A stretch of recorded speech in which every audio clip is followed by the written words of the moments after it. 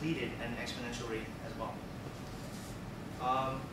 So there's been a lot of theories about peak oil, but it's only been recently since they've really been considered seriously, because there's been evidence that we've actually might have passed the halfway mark already.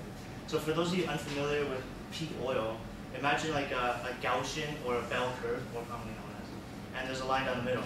So on the left side, the more energy and the more resources and the more money you put into taking oil out of the ground, as that increases, the cost of taking it out of the ground will decrease and the amount of production you're going to get will increase.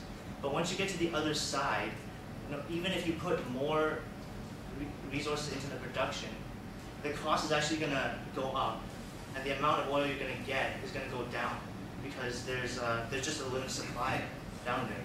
So imagine a wet rag, and you start squeezing it harder and harder, a lot of moisture is going to come out, but eventually less and less moisture will come out, and you're going to have to squeeze harder and harder to get those few drops out. So for any economists out there, it's very related to the law of diminishing returns. And for anyone who's not familiar with that, basically at the top of the Gaussian bell curve is a point where no matter how much money and how much resources you put in, it will not increase the production of oil any longer. Next I'm going to talk about why we have depended on oil for so long. I'm so dependent. Basically, in some parts of the world, it takes as little as $1 to pull out a barrel of oil from the ground. And that barrel of oil, imagine how far that could get a car, how far a car can travel on that barrel of oil. And now imagine how many people would it take, and how long would it take, using physical labor to pull that car the same distance.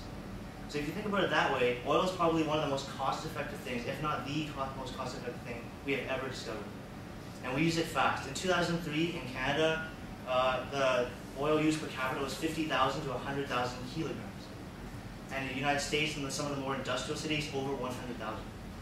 And that's not even including the people who don't use the oil, like people homeless or energy-efficient people.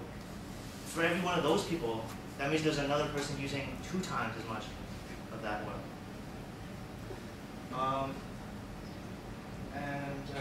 But the thing is, even if there was unlimited supply of oil, even if it was completely renewable, imagine there's a spigot coming out from the heavens with unlimited supply of oil. That doesn't help us. That doesn't help us, because there's a second problem, possibly even greater, and that's the problem of environmental degradation. We kill ourselves with toxic gas emissions and light. And Liang has a brief, has he? Is there any problem?